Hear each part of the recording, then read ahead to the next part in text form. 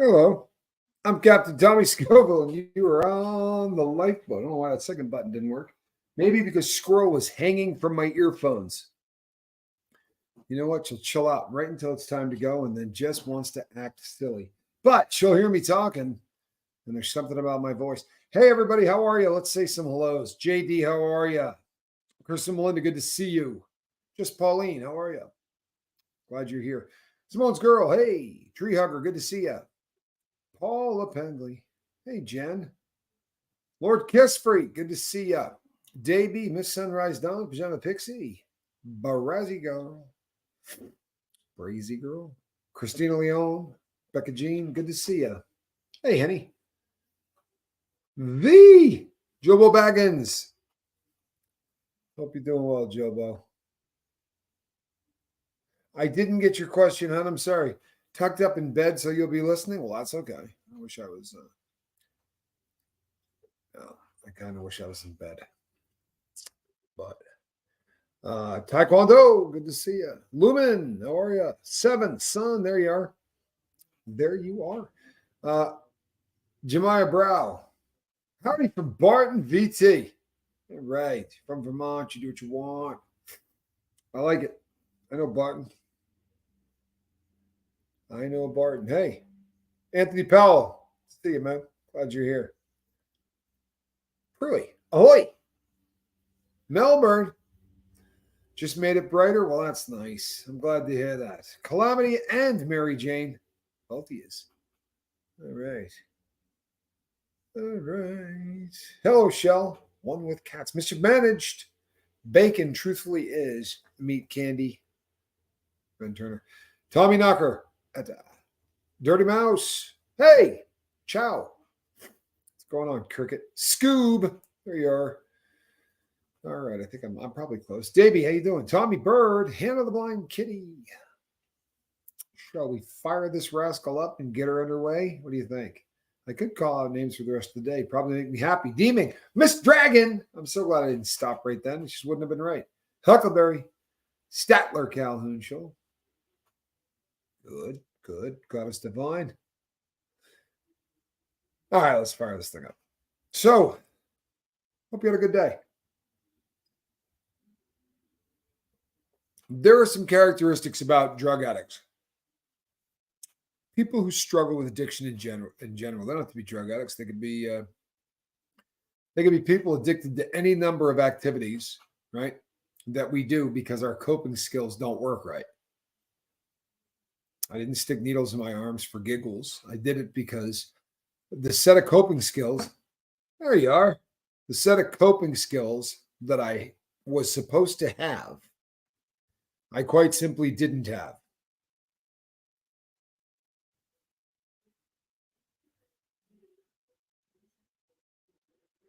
Versed is another benzo, right? And I hope you told the doctor beforehand, but it is a very different kind of benzo. Versed is milk of amnesia, right? That is a drug they give you as part of your anesthesiology, and it is a rugged drug. It has an ability to erase a good chunk of your memory of the procedure and all of that. But as long as you had told them, you should have been in good shape.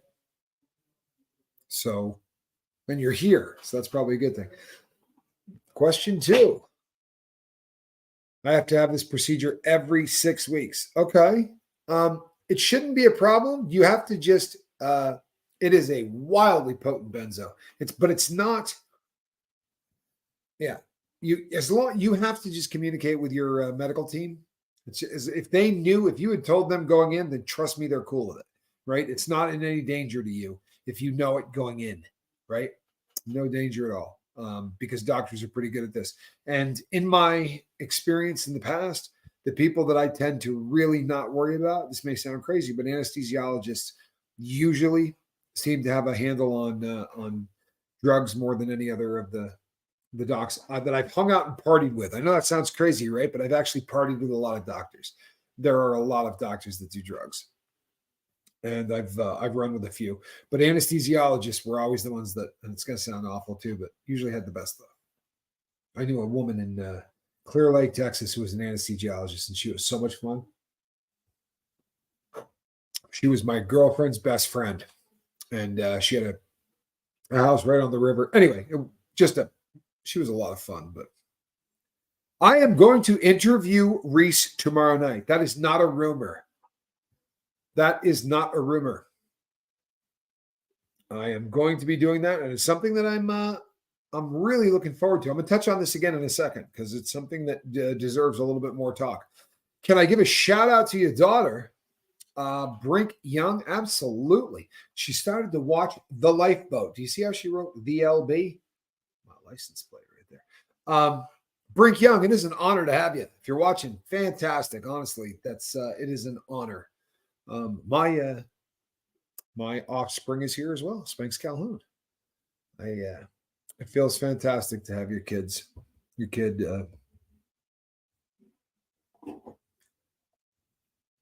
Just to have your kid in your life is a really big deal.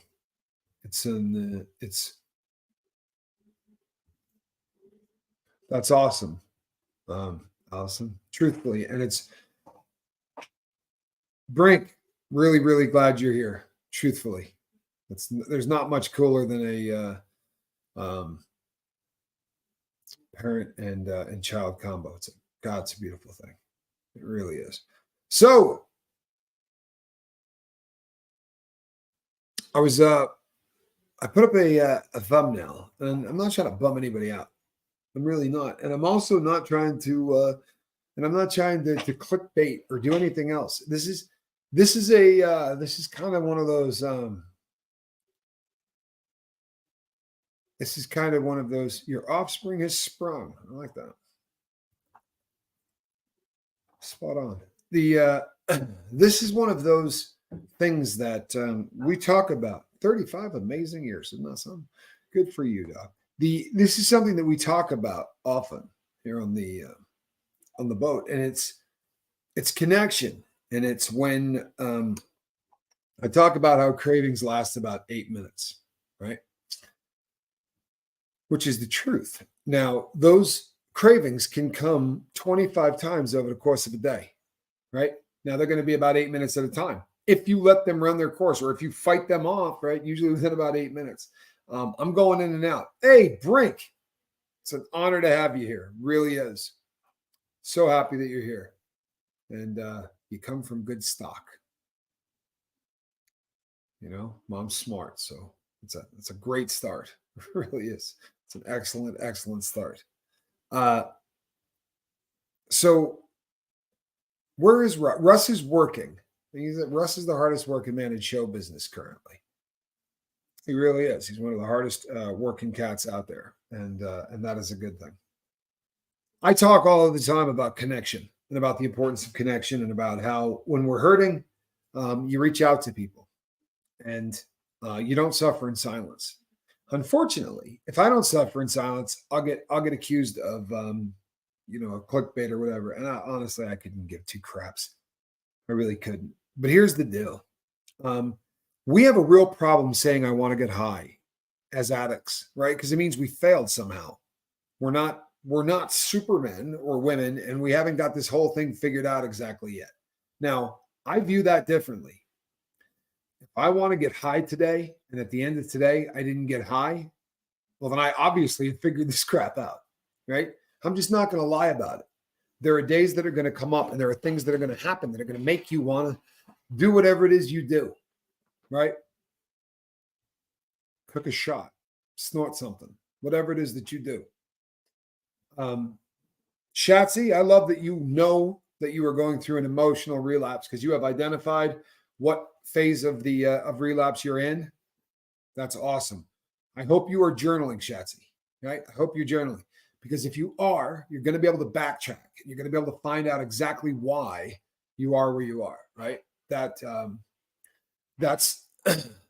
I'm doing. I go back and I do that. This one's not so hard,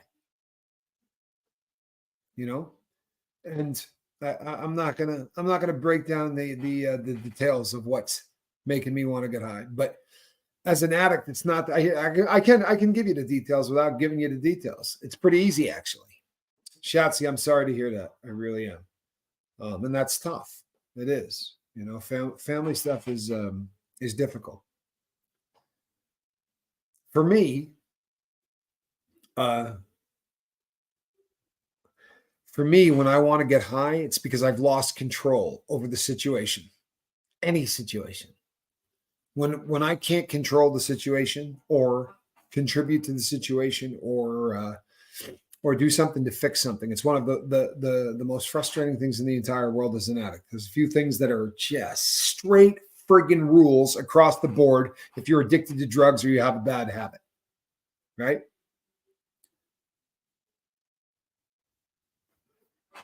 There are just certain things that are rules. And one of those rules is that we want what we want and we want it right freaking now, right? I want it all and I want it now, right? P. Taylor, thoughts and prayers. Thoughts and prayers.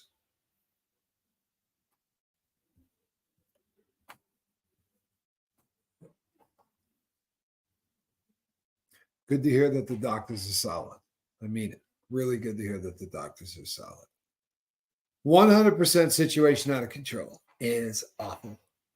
If there is something in your life that's going on, very often it happens with family, right?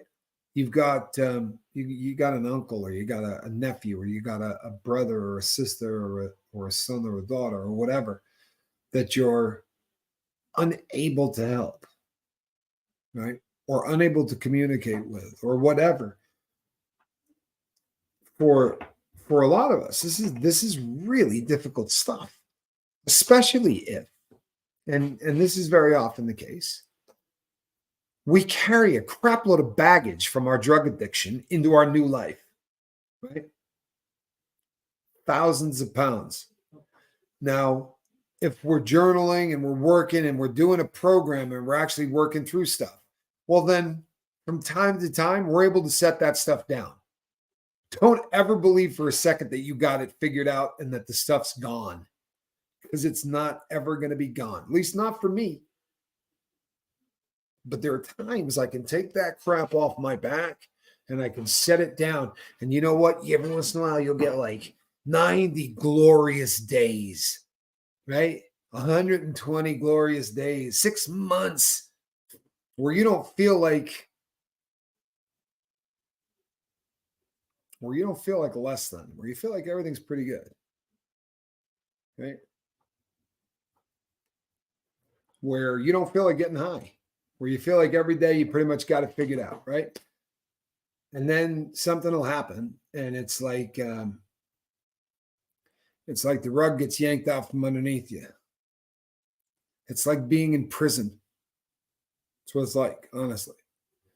You know, I used to call home from prison, and the phone rings if my friend, the female convict is here, and she'll understand. But when you start making phone calls from inside prison, the voice comes on and it says, "You have a call from a inmate, a prepaid call from an inmate at a federal or state facility. You will not be charged for this call. To accept this call, hit 5. To block any other of these," right? And it goes through this whole speech process. And if you knew how many times you sit like this, right, terrified, that the first thing you're going to hear is, you know, dad passed, or this happened, or that happened. And you know that if you were there, you could do something about it, right?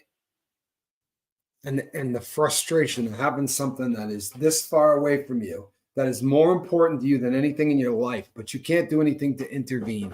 There's not a damn thing you can do. Well, this happens to people in the real world too, for a crap pile of host of reasons. We find ourselves in situations that we would love more than anything in the entire world to intervene. Sometimes it's your family, sometimes it's your best friends. And you just want to be Mr. Wolf. Right? You just want to show up and say, "Relax. Okay? We're going to get through this. We're going to work this out. It's all going to be good." As parents, if you're estranged, you know, it's the hardest thing in the world. Chili Mancer, how are you, my brother?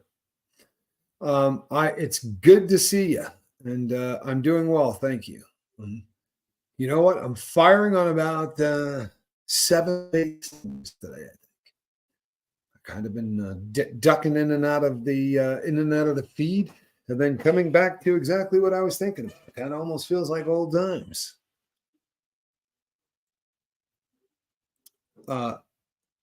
We play this Superman and Superwoman game when we get sober, right? Where we want to go like this.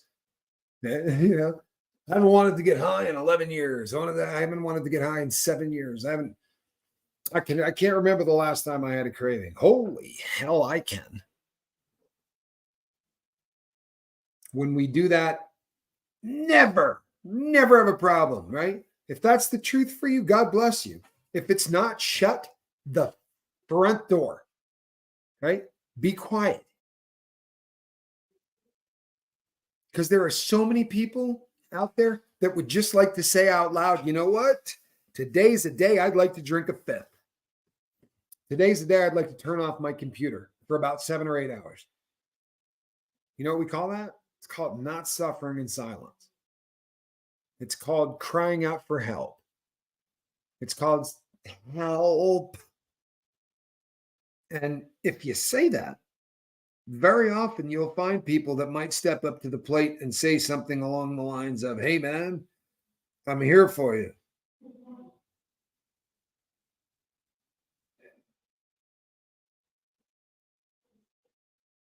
Sorry, people.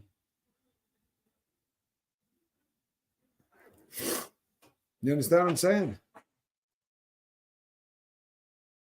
So I'm going to come on here when I feel like I want to get loaded.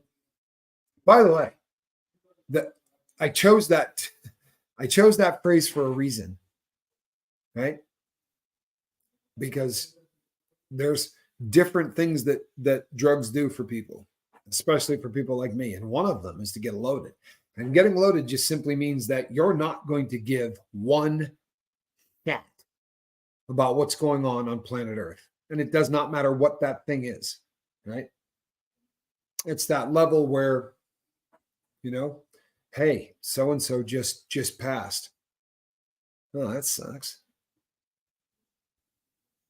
Seriously, sucks. Maybe send a card or something. I'm not joking you. The ability to feel anything goes away. And as crazy as it sounds, there was a time in my life where that was the sexiest thing on this earth, was the prospect of not feeling a thing. Now, I have since become quite addicted to this concept of feelings, right? And what they bring to the party. Now, we talked the other day about how a lot of us, Charlie Mullins, good to see you, man. Snot, glad you're here. We talked the other day about how a lot of us the waterworks comes on in the drop of a hat, right? That fast. We find ourselves crying, or we find ourselves laughing at things that are inappropriate, but we are just a dumpster fire when it comes to emotions. What blows me away, with all due respect to every party involved, but what blows me away about this is that anybody seems to have a struggle understanding why this would happen. I mean, honestly. Wow, Elizabeth. I am so glad to hear that. I'm so glad to hear that. I don't know that could be, I don't know that anything could be better. Thank you, Andrew. Really appreciate you. People, I pump this connection stuff because the exact opposite of it, right, is disconnection. You understand? The opposite of disconnection and connection, that crap cult that I'm always throwing stones at, right? They preach this whole concept of disconnection from anyone who doesn't believe what you believe. You got any idea how many of the 210 people that are in the chat right now believe anything close to what I believe? I promise you don't have any idea, because I don't share my beliefs very often. I mean, you guys know that I'm a religious individual, that kind of stuff that I'm not going to hide. But the vast majority of my beliefs, you don't know. And I guarantee you we would disagree on a lot of them. But the crazy thing is this, some of my best friends on the boat, we've already had that discussion. Like we can sit down literally. I got friends on this boat who are as far away politically and on everything else as I am from East is from West. And we can sit down and have a very mellow, calm discussion.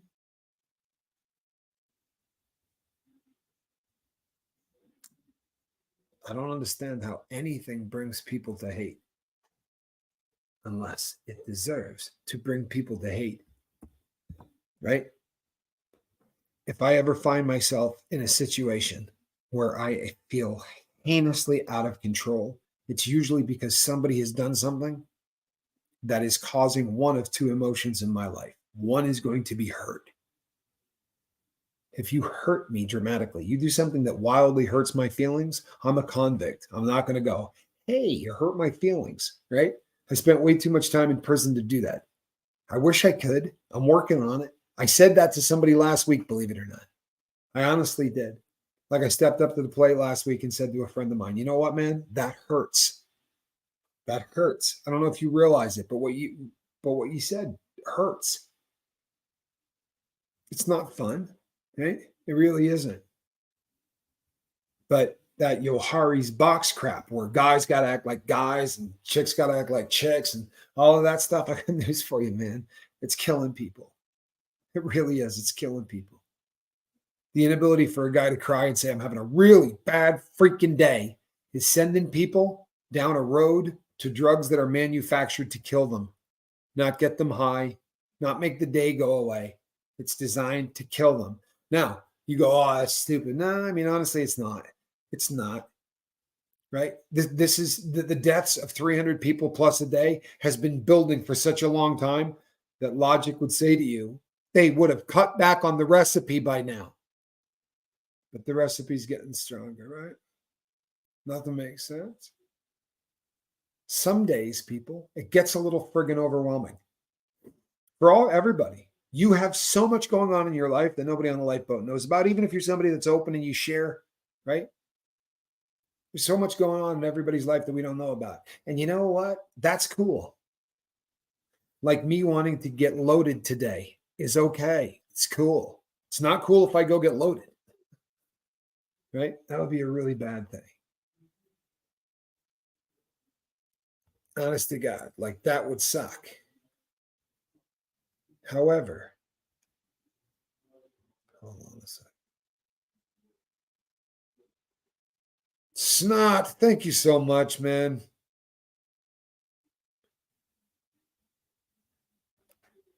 You will talk about Taylor Swift at this point? Oh, you're in deep, Snot. Question: when a drunk sibling calls me to verbally abuse me,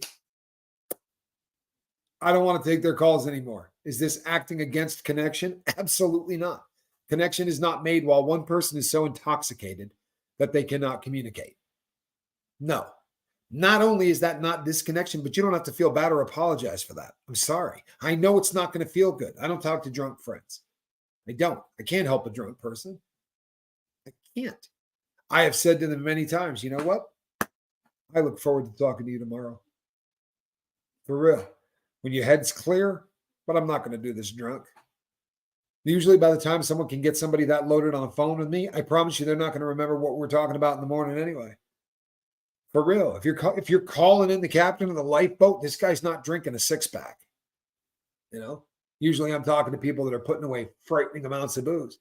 I don't talk to drunk people. You shouldn't either. Never try to teach a fish to ride a bike. It will waste your time and it will anger the fish. Right? It's pointless. It's absolutely pointless. There are other drugs too, for the record. I mean, I don't talk to people who are so spun, and if this offends anybody, I'm sorry, but when you get really, really spun on speed, you hyper focus on things, right? I'm going to go over and try to have a conversation with that person. Hey, listen, I'm concerned about your drug use, and they're concerned about taking apart my VCR and making that thing run better, right? That noise it makes when it's first turned on, I can make that stop. Right? If you ever seen somebody that really gets into the tweak, it is a hyper focus. They like taking things apart. They like putting things back together. I'm not being funny. There's a reason this is a drug that treats ADHD. Thanks. I appreciate you, Stephen. I am absolutely a junkie. I am. I'm never not going to be. That's how that works. I'm not sticking any needles in my arms today. It's nice advice, though. Really. Solid human being. That I've often wondered, because this happens when you do shows like this, without fail, someone will show up and go, wow, get loaded. It just makes you go, wow. Wow. They make you. That's a model that exists. Pretty much on a daily basis, you will take a step back and go, you know what? Question humanity. I got news for you. You don't. You don't have to question humanity. You don't. You realize over the course of an average lifeboat, there's about 3,800 comments going through the live chat. That's what happens on an average lifeboat, right? About every other one, someone says something really stupid and hurtful. You do the math on that. We are the majority.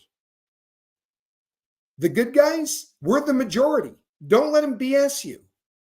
Don't listen to that 7% news stuff that says, we hate this person, that person hates this person, we hate them, they hate us. Don't buy into that crap. Go play the connection game. Go show up at places where people talk. And you'll find out that there's not a lot of that going on. Don't get me wrong. We got idiots. You know what they are, don't you? Huh? They're people that wanted to create.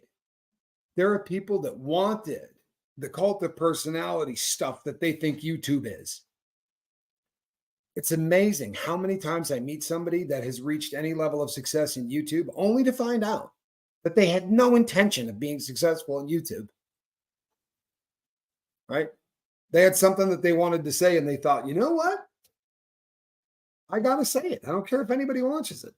Right? Who cares? Those people tend to make it. You know why? Because if you got something to say, people want to listen. I tell this story all the time. In the first year of the lifeboat, a guy called me and said, hey, man, I got a question for you. I said, sure. He said, can I ask you some YouTube questions? I said, sure.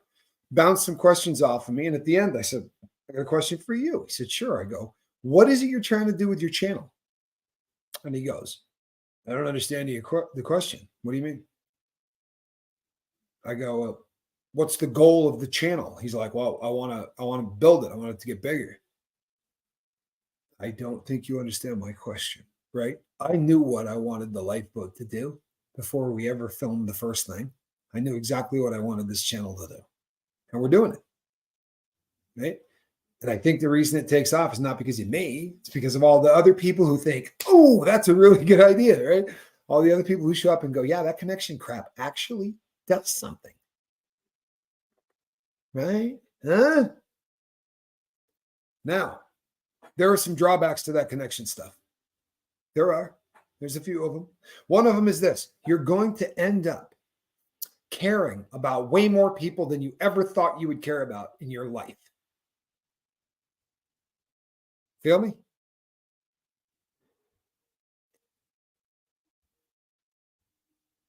Snot, I promise you, hon, there's nothing. I love you, Snot. I really do.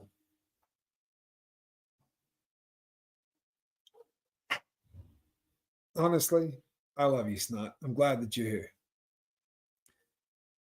Nah, you know what, people? It's honestly, I'm not at all bummed out about what's going on YouTube. I'm really not. Please don't get me wrong.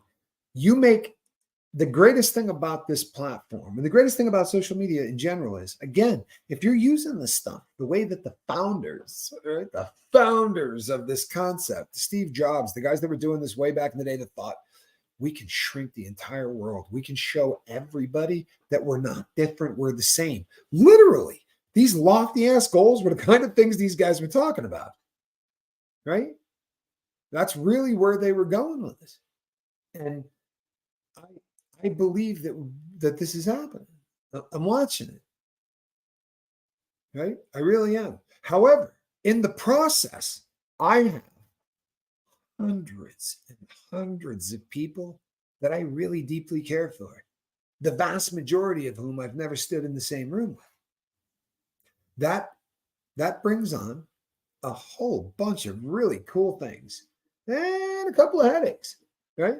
And then there's a handful of those people who I have stood in the same room with.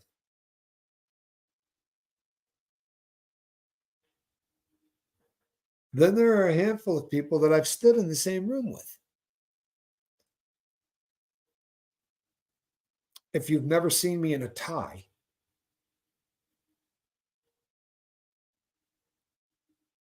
you're fortunate. Not that I don't look excellent in a tie, but if you see me wearing one, it's because somebody that I've really come to love and care about lost their fight with addiction. I've put on a tie a lot on this channel. There are times when my inability to help somebody that I really want to help, right, can make you want to get loaded. And I have counselors I talk to about that. Then there are people who you love, who decide they're going to go back into the life. People that you had such high hopes for. And you know what? Maybe they come back. Maybe they walk back into your life one day, right? And you can rekindle where you left off. And maybe they don't. And it ends up a numbers game, right? Very often. But sometimes in that numbers game, there's somebody that you care about so much, right? And you can't do a damn thing to help that person for whatever reason, right?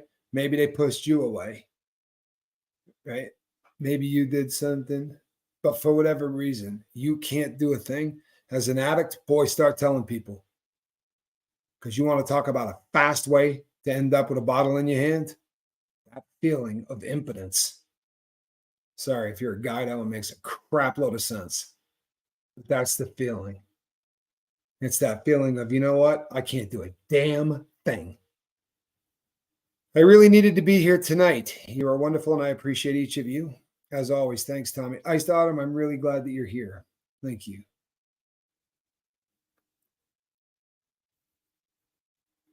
Shy Bear, thank you. It's a lovely thing to say. It's also one of those things that makes you go, you know what? I don't really feel like I'm doing all that much. I would, yeah.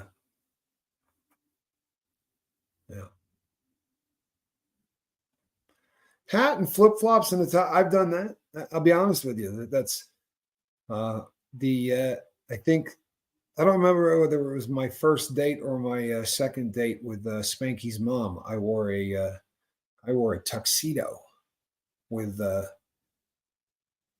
shorts and Tevas. I think I had on sandals and a tuxedo with tails. It was a pretty good looking outfit, actually. We went to go crash a party, and we got there. They were like, "This is a formal," and I was like, "All right, we got this." But we went and got like sort of half. Anyway, it was fun. Sorry, but you don't have to. I'm not clickbaiting anybody, and I'll tell you something. If I put up if you see something that says I want to get high or I want to get loaded, right? I'm always going to put after it, but that's okay. Picture it didn't happen. Oh, I know that you have spent time with friends of mine, because I swear to you, my friends invented that phrase.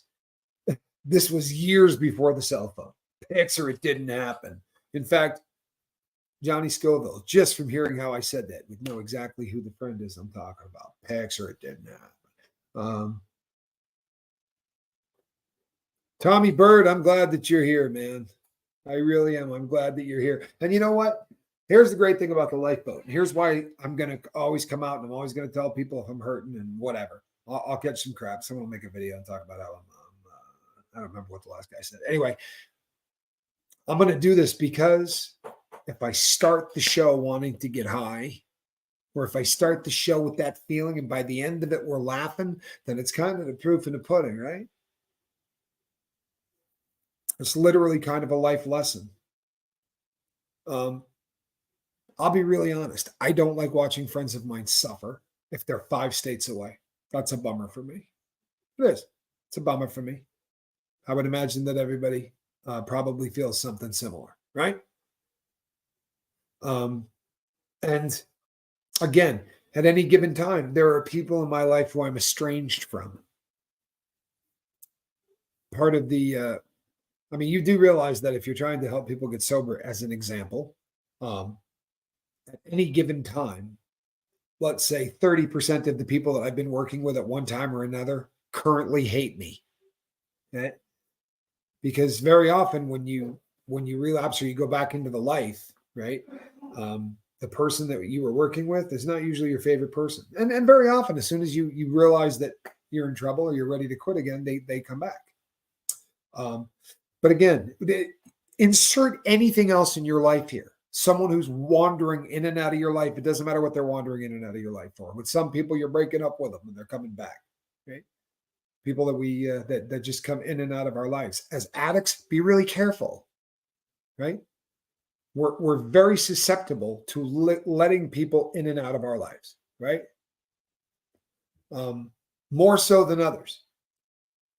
Again, we've gone over this 1,000 times. We're addicts. So we stack guilt to our chin.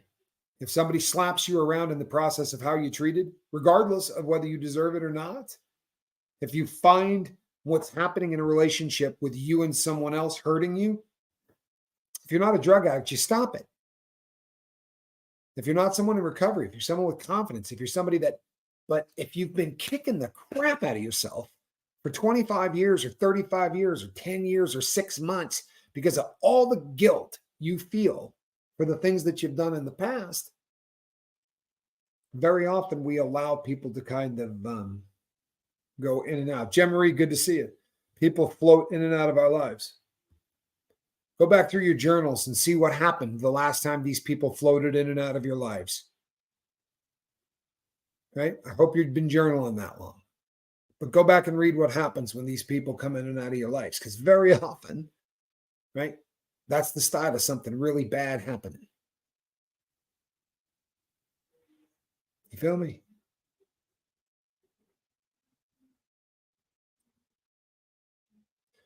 You know that crap we say all the time about you got to put the mask on yourself first? There's nobody on this channel that does it. God bless all of us. We don't do it. I mean, do we? Honestly, I don't. I don't. I promise you, if the plane went down, I'd be dead right around the 4th person I was trying to put a mask on. And again, it has a lot to do with that baggage from our past.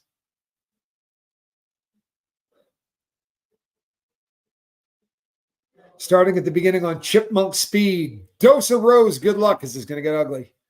I do talk fast from time to time. Every once in a while. Why, Lisa, thank you. That is a very kind thing to say, Lisa Beam. I really appreciate you. Gypsy Daisy, Taekwondo, good to see you. Davey.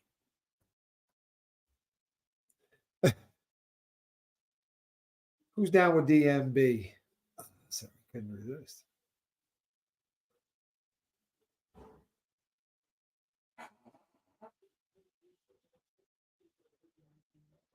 All right, well, that's got to come to a stop, doesn't it?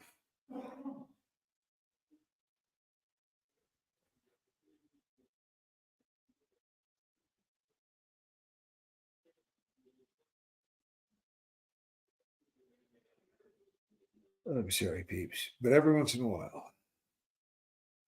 You know what it is, honestly? It's kind of sad.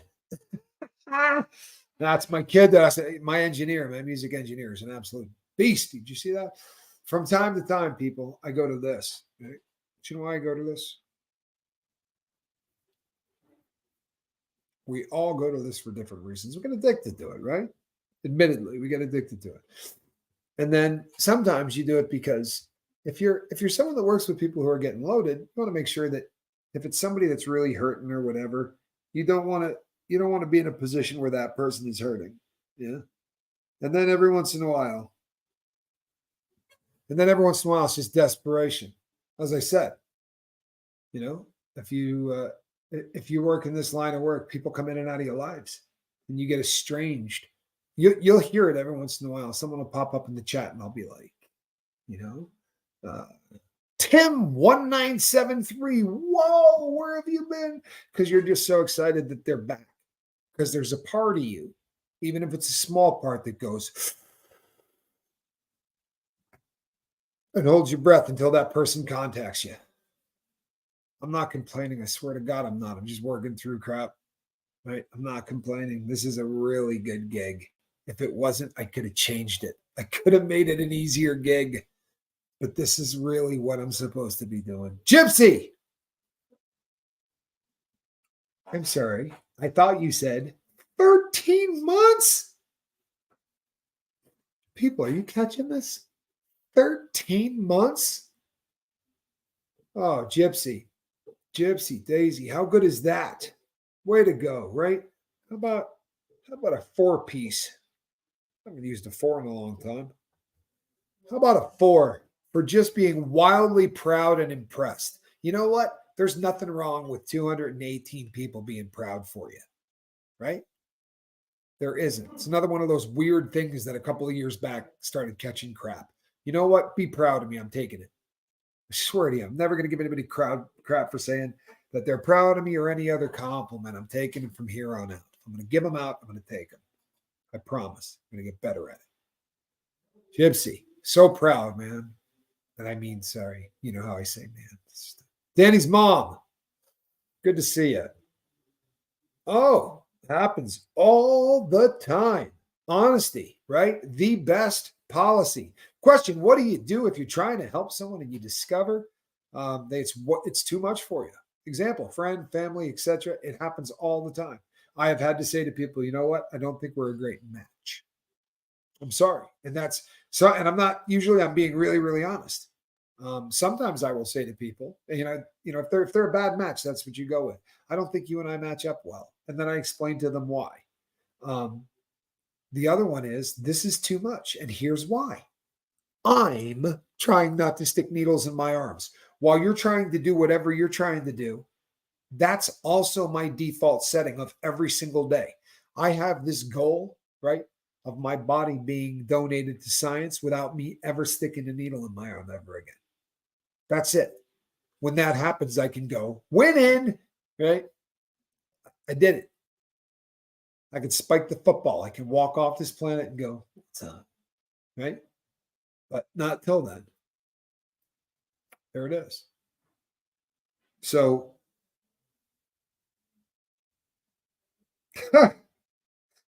I'm sorry. Every once in a while, you get a question that is just so funny. Sorry, people. It's desperation. Only about 8 weeks left in this deployment. That a girl snot. You got this. But another one coming in about a year. Listen to me. That stops. Huh? No, that stops. That stops. This is something we do as human beings all of the time. There's 8 weeks left in this deployment, right?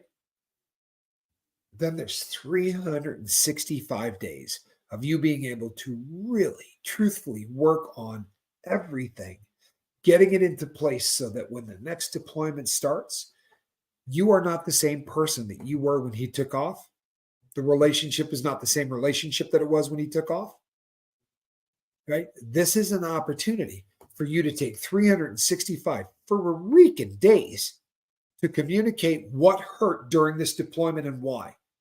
What things you've learned about yourself while the love of your life was gone, right? What you have found helps you while he was, and communicate all of this stuff. This is an opportunity. Forget that he's leaving again in a year, right? We're already hanging crepe. We're already thinking about, no, let's wait. Literally, maybe at the half-year mark, start thinking like that. Those first 6 months, right? Take a month for bliss. For real, take a month for bliss. I was married to a woman for 4 years before the two of us ever were able to be alone in a room together, right? Married to my attorney. Take a couple of months. Take a couple of months and have fun, right? Celebrate the whole, hey, I'm home. And then communicate like a demon together for the time that he's there to say, let me tell you everything that happened while you were gone. And I don't mean this girl that works at this and this person. Here's the emotions I went through, right? Here's the emotions I went through. I know your husband's a gem. I wish I had $1 for every time you've said that. I honestly want to meet the man, to shake the man's hand. No joke.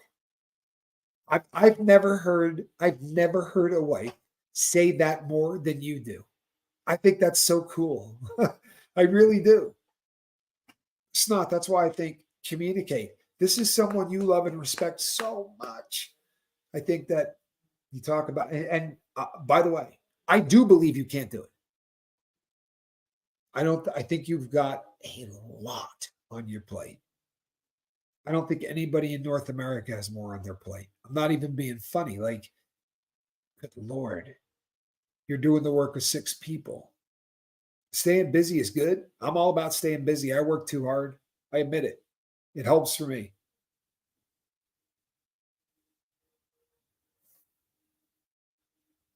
Tell me you don't just love Snot's guy, right? For real. Tell me you don't just love Snot's husband. Boy, there's a good one, isn't it? I'm not kidding. I love your husband. Here, in fact, you know what? How's that? I don't know that I've ever done this for someone that wasn't actually here on the boat, but this one's for your guy because he's obviously awesome. For real.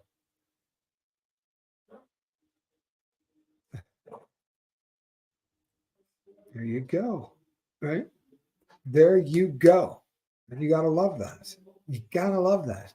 Let's be really honest, right? What do we hear? Very often we hear of the people that, you know, it's not going so well with their significant other. People come here for support. It's great when someone can come here and say, you know what, I still need your support, but boy, right? I'm married to an ace. That's just such a cool thing. It really is. It's a beautiful thing. Uh, no, and you're not selfish. No, good Lord, you're taking care of. Yeah, I'm like, come on. Brianna says the world needs more Snots husbands in it. Well, true story. True story. The world needs a lot more communication. I feel better at 48 minutes in than I did when this started. Why? Because I don't just come out and talk, I riff. I come out and I talk to you, right? Very often, connection can make you forget what it is that's making you want to go load, right? You got to get over it for 8 minutes. Doesn't matter how you get over it for 8 minutes, right? You just got to get by that 8 minutes of craving. And each time it comes up, right? And if one of those things works, if you connect, no matter how you do it, you connect, you go, oh, wow, that worked. Good. Write it down, memorize it, put it in the quiver. Deployment is exactly what it is. It is her husband who is deployed in the military, so he's overseas. And it's not, I think we're okay. Yeah, I do talk to Squirrel very often. I love Miss Dragon. I really do. Hold on, babes.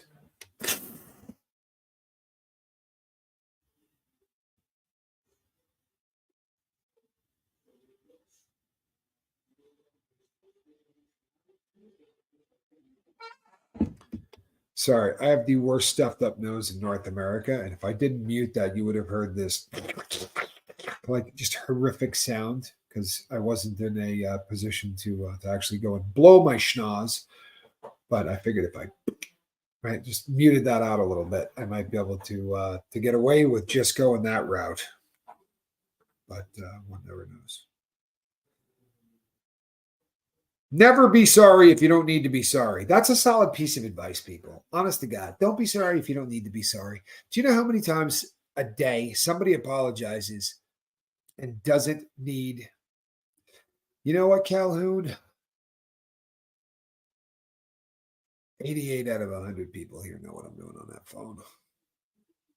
We got somebody that's going through it. You've been furious and hurt for days due to some betrayal and lies. But even when I was shaking with anger, I did my show at night, and just talking with people has helped so much. Funny how that works, Cricket, isn't it? I'm telling you. We were not doing well in communication prior to the pandemic. We weren't, right? We haven't been doing well since well, I'm not going to get political, but there's a great book written about it, right? Called Blue and Red America. And it'll break down exactly when it happened, why it happened, how it happened. But we've been a divided country here in America for a very, very long, long time, right? Sadly, we really have. And we've lost connection, period. Too much divides us. So we only talk to people in an echo chamber. That's not communication. It's not, right? Communication is when people with differing thoughts, opinions, and views communicate and learn from one another. That's communication. There's something you are trying to communicate. You're not just hanging out doing that, right? Hey, we're all the same. Communication is a dying freaking skill. Because of that, we see a lot of bad things happening. Do you know that people all know you that you're all right? Debbie says I say sorry way too much. You know who did that? And I'll say it because I told her I was going to out her all the time. She did it too often. Lady Crispin. When I gave her too much crap about it, right? She changed and came up with something that was the exact same thing. I can't remember what it was, but I had to break her of another one that sounded the exact same. I said, that's just another apology. A lot of us do it. Why? Well, we got a lot of guilt, don't we? Got a lot of guilt. There's a lot going on in our lives, a lot of stuff from the past. So our default setting is, well, I just really do kind of feel sorry. I really do kind of feel like I'm that person that ruined so much. I'm that person that just, oh. Vicky says, I sure miss the love of my life. It was 5 years ago in May that he suddenly passed. At age 59, we grew up together and made so many memories for which I'm grateful. Vicky, I'm so sorry for your loss. There's a beautiful point, I think, and I've never lost a soulmate or a mate, but I've lost sadly a lot of loved ones, and I think there's a point at which you kind of shift from the suffering to the celebration, right? From that feeling of loss to that feeling of, you know what, you know, when my dad passed, my brother and I, anytime we brought him up, we would just start crying. And now usually it's that, damn, you know, he was such a great dude. And there's usually a smile or a laugh accompanying it. And I struggled a little bit on the last day in November. I mean, on November 28th, not the last day, of February rather, but on the 28th of February, which was 3-year anniversary of his death. I struggled a little that day, you know, but I pretty much celebrate his life these days. You know, when I think about him and I bring him up or we talk about him, it's usually like you said, it's the stuff that we're grateful for. It's the stuff that he was just so much better than so many others. You know, he's truthfully the most honest guy I ever met in my life. I don't think the dude ever lied to me about anything ever, not once. You know, and there was also never one time in my life where I needed him and he didn't come true. And I don't know. I don't know what that's what if it's like that for other people. I don't. You know, I don't have a lot of perspective, but I literally can say that I never once reached out and said help and had him go, yeah, no, and it didn't matter what it was.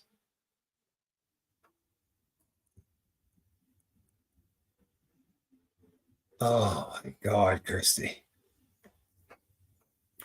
Hi, family. I fell down and broke 2 ribs and cracked a collarbone. Couldn't take any pain meds because of the suboxone. So I'm in freaking agony. But I wanted to say hello and peace. Christy, oh, I'm not a doctor and I can't give out medical advice. Maybe talk to your doctor and ask him how he feels about taking a higher dose of suboxone for a while. Buprenorphine. It ain't morphine and it's not, but it is very strong and it is a painkiller. And because of the fact that it's cut with Narcan and Narcan blocks some of the the bioavailability. If you're taking a 8 milligram strip, you're not getting 8 milligrams, you're getting closer to 5. It's kind of complex, but talk to the doctor and say, I am in a ton of pain. How do you feel about me? You're not going to notice a buzz or anything like that, but if you take the amount of buprenorphine up higher, it should help considerably with the pain. My doctor knows that on migraine days, I will, my original prescription was 16 milligrams. I take 2. So on migraine days, I take way more in hopes of, staving off some of it. And I'll be honest, I don't know whether or not it does. But I am of the firm belief that nothing does anything for migraines, yet we try. Migraines just do what they're going to do. But for other pain, I've been successful with that in the past. It is a painkiller. I mean, make no mistake, it's a painkiller. It's not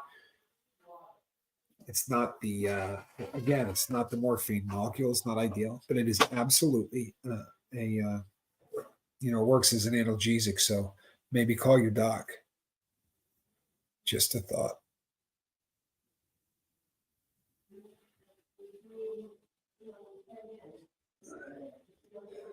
What's really funny is that Shelly, you're going to enjoy this, but that was a big thing for Q. That was a really big thing for Q. He used to talk about the dash all the time. What you got to do is get out there and do the dash thing. Work on that. Christy, I hope you feel better, hon. That sounds like it's awful. Broken ribs suck, and I've broken my collarbones. I can't tell you how many times, and that's not a good feeling either.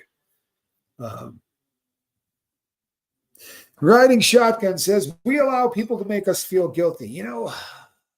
What we do is we take the outside stimuli and we process it in such a way that we do it to ourselves. Honestly, nobody can make us anything. This was something that was such an epiphany. I mean, I had read it and I had said it out loud and I had told people that crap. Like it was something that I said. But when I really came to the realization that no one can make you feel anything was when I was getting the crap kicked out of me. No one can make you feel anything. They can't make you hate. They can't make you do a damn thing. You're going to take the 5% of what happens to you in your life that there's nothing you can do about, right? Like instead of a group of cops bringing you to the shoe and throwing you in the hole like they're supposed to, they hang you like a pinata and beat the piss out of you for 4 hours. I have zero control over that, right? Once that started, that ticket was punched. There was nothing I was going to be able to do to get off that ride. But I could quit hating the people that were doing it. I could not allow them to rent any more space in my head. When a guy comes in and gives you a good shot, you go, ooh. Drive carefully on the way home, man. I wouldn't want anything to happen to you, or I'm sure you got a family. What does that mean? You threatening me? Dude, I'm hanging from my hands. How could I be threatening you? I'm being dead serious. It's a dangerous world out there, man. Drive safely. And then I just tried to say something nice to everybody else that came in. And you know what? I promise you, they didn't give a crap. But one of them did. One did. It was about 6 months after that when I was getting lugged from my cell to the cages. I was still in the hole for 14 months. But this guy's rotation on the yard came through and he was in the shoe. And he had to walk me out in handcuffs. And I looked up and said, hey, what's up, boss? And he said, I'm sorry, man. I really am. I said, for what? And he said, participating in all of that. He's like, there's a gang mentality. I said, you're telling me about a gang mentality? I'm like, yeah, I never joined up personally. But whatever. Actually, I wasn't the jerk to him. I was astounded that somebody was willing to come up and say, I'm sorry, I made a mistake. I honestly said to him, don't worry about it, man. I said, I forgive you. And he said, no, you don't understand. I said, hey, you're the only one that's ever come up and said a word. As far as I'm concerned, you're cool, right? The rest of them, I don't have any time for. But as far as I'm concerned, we're cool, right? I thought that was a pretty stand-up thing to do. As human beings, we're not fond of saying we made a mistake. Always my love to the mods. Thanks for loving me. You know what? We got good ones. Yeah, I really did say that. I absolutely said that.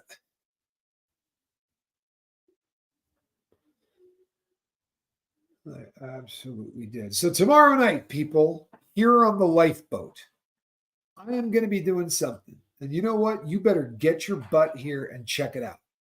Feel me? I do not believe this for 1 second, Brianna. I'm glad that you asked this because I have seen this question multiple times when I have been in someone else's chat.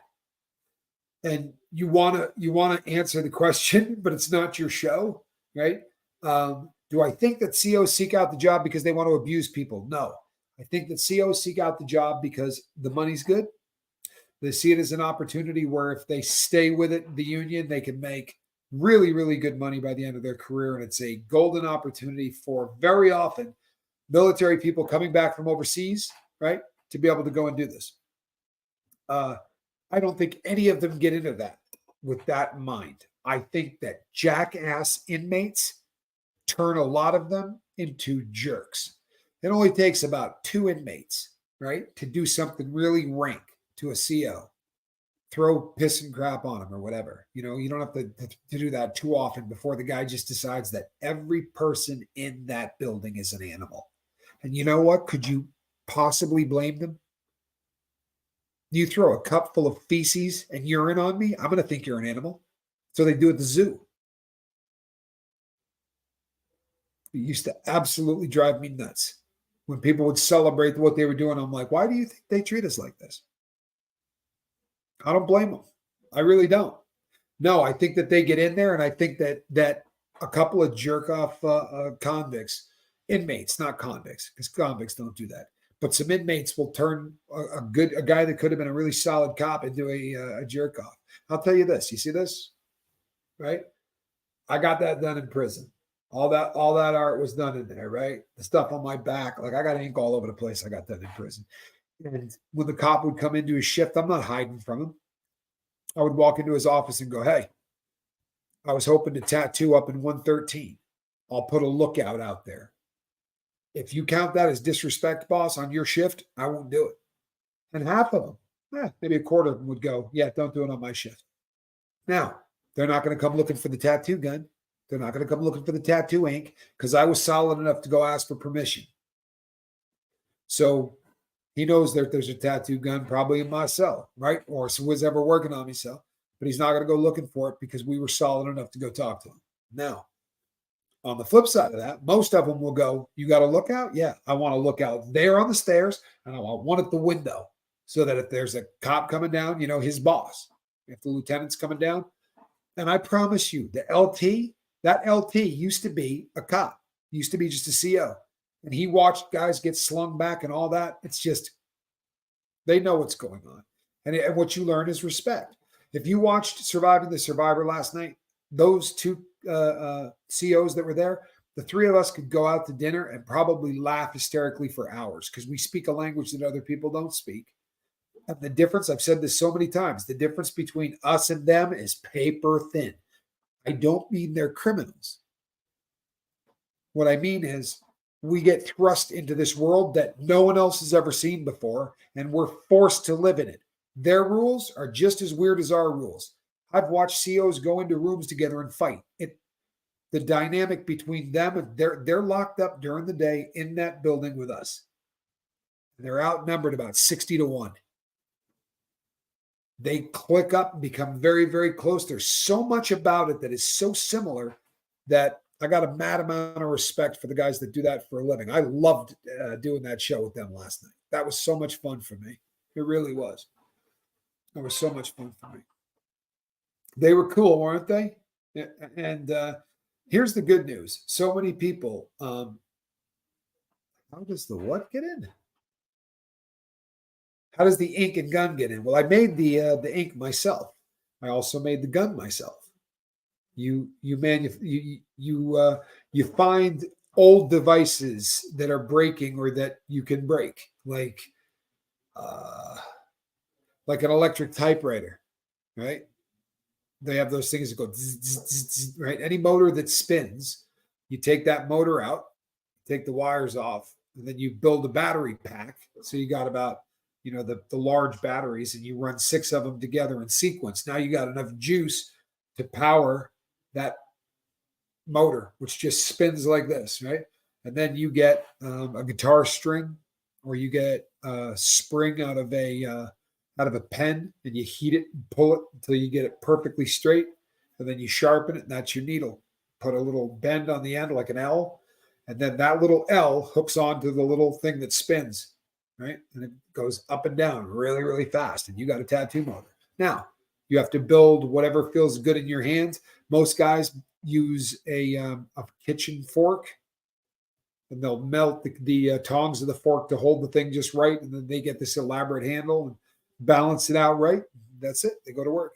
Usually the battery pack is taped right to their arm, and they put on rubber gloves, and it looks just like a tattoo shop, but it's in a guy's.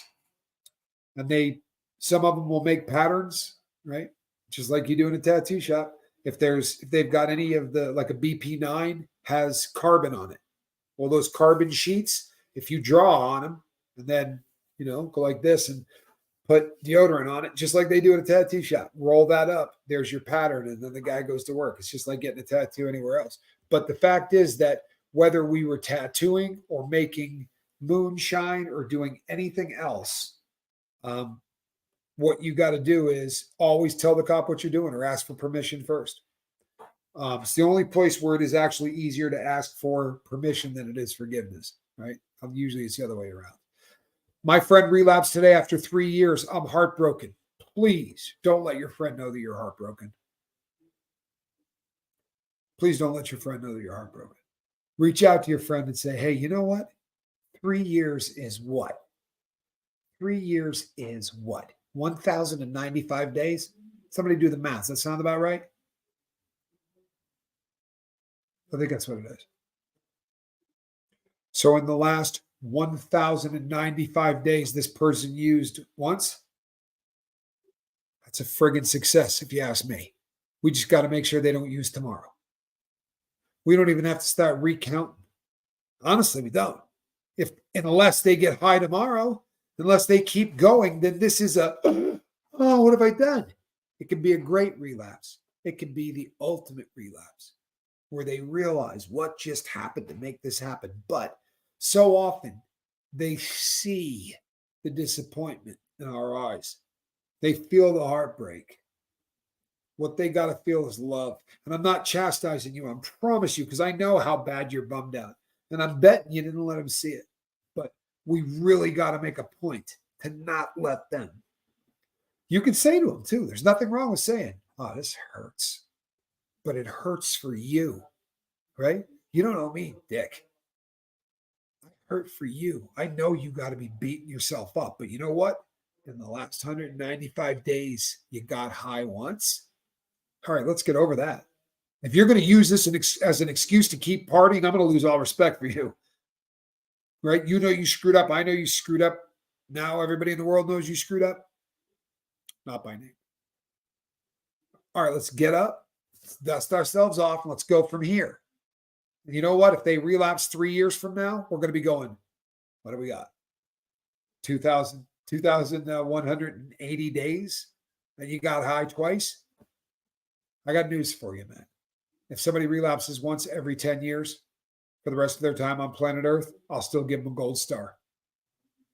Harm reduction. How much harm reduction is that? They quit, which means they were probably doing it every day. Your friend just needs to dust themselves off. I feel for him. I really do. But I feel for him not because of the epic loss. It's not an epic loss. It's a dust off. I feel for him because they're going to beat the crap out of themselves. And a lot of people around them, no matter how hard they try, are going to show that disappointment in their eyes. And you know what? We're good. We're good at taking that look and saying, that's a good enough reason for me to get loaded. and to keep getting loaded. Look how they look at me. It's a hard thing to do.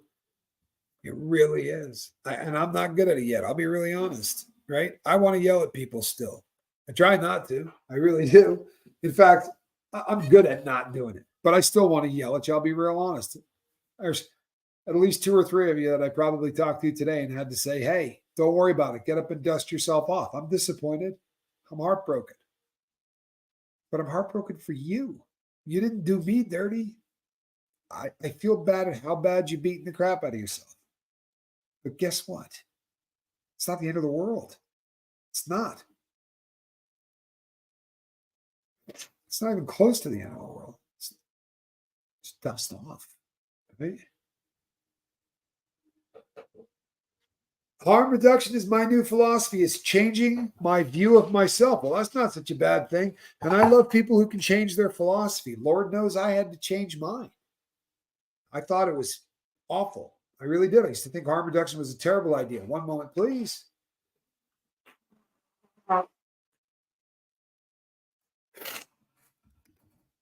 Desert bloom, apparently, someone has told me, is what is getting me and my brother. Desert bloom, who knew? Didn't even know there was a thing called desert bloom. But now, I had to take the goatee down, and now it's really, really starting to come in a lot whiter. I never heard of the concept of harm reduction before the boat. Harm reduction is the first step of saving my own life. Thank you for suggesting it, Tommy. Oh, what a cool thing to say. You're welcome. Snot, you are absolutely welcome. Thank you. Cinderella's slipper, that's a cool thing to say. I mean it. And you know what? I appreciate that. I really do.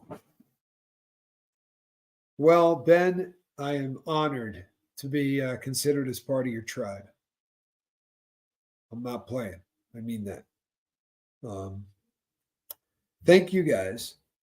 Jason P, my brother, good to see you.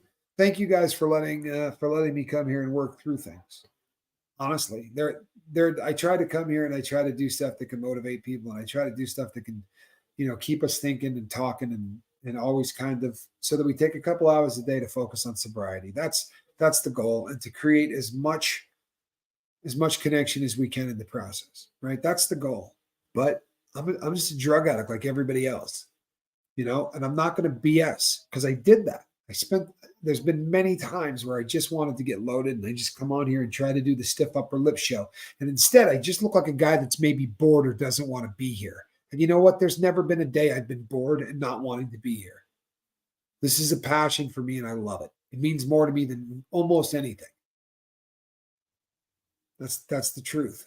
But if I suffer in silence, I look like a guy who's bored. So you know what? If I'm going through it because there are people I can't help, or there are people in my life that I miss, or any of those things, I'm going to come here and say, you know what? Today's a bitch. It is. Today's a bitch. Today's the day I'd like to get high. I'm not gonna. I promise you. Right? I'm not pulling the fire alarm, people. I got news for you. I'm not even close, right? In terms of the relapse. I'm bummed out that I don't have any control.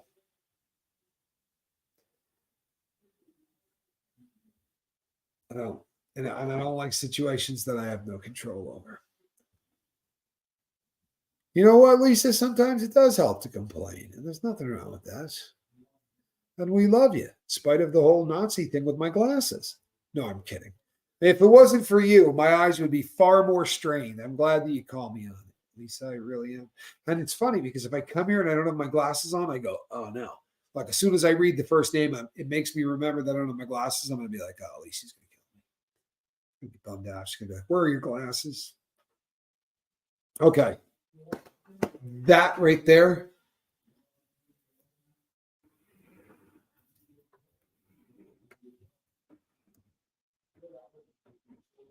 That right there is a cat in a basket. An absolutely beautiful cat in a basket. We'll do a little tail here. Drop the tail out of the top of the basket. She had it wrapped nicely up there. Oh, that really is a great cat. All right, everyone. Allison, it was really an honor to meet your daughter. All of you, thanks for coming here and letting me work through my problems. Let me come here and work through my frustrations. I hope that everybody gets the memo, right? If you're feeling like you want to get high, tell people that you want to get high. No one here is going to judge you. They're going to talk to you, especially when they know that what's the commitment? 8 minutes? I mean, honestly, if you haven't got 8 minutes for a friend, you're a dirtbag and you should find a different channel. For real. If you haven't got 8 minutes for everybody here if they need you, I don't really want to know you. I'd give 8 minutes to a stranger. I sure as hell give 8 minutes to somebody who needs it, right? That's who we are. You know, live your life, people. Live it well. Thanks, Shelley. I like that. Nothing is ever under control. It's not. It's why we communicate. It's why we talk. But you need to get through it, people. You know what you find out for real? You start the connection thing because it's a tool to get through the really tough times. And then that gets to, you know what? When I'm not in tough times and I connect, I find myself laughing a lot, right? I honestly find myself giggling and doing stuff that didn't happen since I was considerably younger. And you start feeling different. Do you know why I did drugs for 30 years? To feel different. This way's a hell of a lot cheaper. It's a whole lot easier on your body. And you know what? It gives the haters a lot less to talk about. Why, thank you, riding shotgun. I don't get a lot of credit for my beautiful blue eyes because most people can't see them on here, but I thank you. I appreciate that. All righty, everybody. What a cool thing to say, Vicky Ness. Love who you are. Well, that's a kind thing to say. All right, people. I'm Captain Tommy Scoville. I appreciate each and every one of you. I mean that. Thank you, and I will see you on the next one. That is a cat in a basket. Where are you at, Calhounis? I'm here. I'm back here. Wow, good. Good to see you. Oh, and here I am in the dark. Here, sounds like you're here. There you go. Hey, J Rock and Melt Dog Show. Good to see you, man. Glad you're here. You feeling all right, Calhoun? You're looking a little blue or dark, I should say. I'm tired. Here, check this out. Yeah, he's been pulling double duties. Thank you, Henny. I really appreciate that. He really did disappear.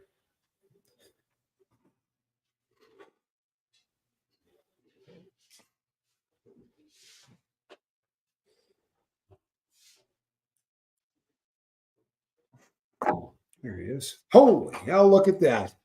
Huh? That boy looks damn near collegiate. Calhoun. Yeah. Swaying in the aisles. That's my boy.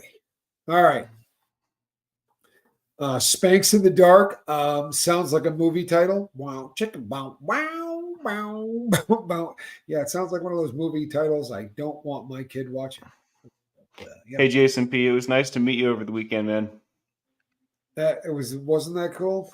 Yeah, meeting you and your wife was great. It's an honor. All right, I think we're gonna wrap this thing up. Why, thank you, Miss Lady Hummingbird. We'll take that, right? We'll take that. Somebody said something about, I can't remember how they worded it, but it made it sound like either I was wicked, he was really old. I got called either a grandfather or something along those lines. It was kind of a bummer. They did it like it was 3 generations or something, as opposed to 2 generations. And I was like, oh, that's not good. I don't remember Mario, that. good to see you. What's that? I don't remember that. Maybe I'm remembering it from another time. I am failing rather quickly. I love my screen when you 3 are on it. I assume you mean not me, him, and Johnny, but me, him, and the feline with the mostis. No doubt whose kid he is. I get that a lot. Getting good at the Midwestern goodbyes. Alrighty, people. Hold on. I'm your favorite guest on Surviving the Survivor. Well, thank you. One of my favorite places to be. I love that channel. I absolutely love that channel. And you know what? I have a sneaky suspicion that I'm probably going to be doing something. Eventually, I'm just going to go on there and it's going to be me and him hanging out. And I'm just going to scare him about prison for about 2 or 3 hours. And it ought to be good for a laugh. But in the interim, I'm going to let my boy go to sleep because he's been working nonstop for days on end after a very long road trip where he worked for days on end. So figure I'll give him a break until about 5 o'clock tomorrow morning. It was fun. It was, wasn't it? It was. I had a good Yeah, I time. got some good naps in. I don't remember. Yeah, you got a couple of them, I guess. All right, people. I'm Captain Tommy. That's my son, and that's my cat. And we will see you on the next one. All righty. Love you guys. Have a great night, everybody. You know what, Spanky? My eyes are starting to sting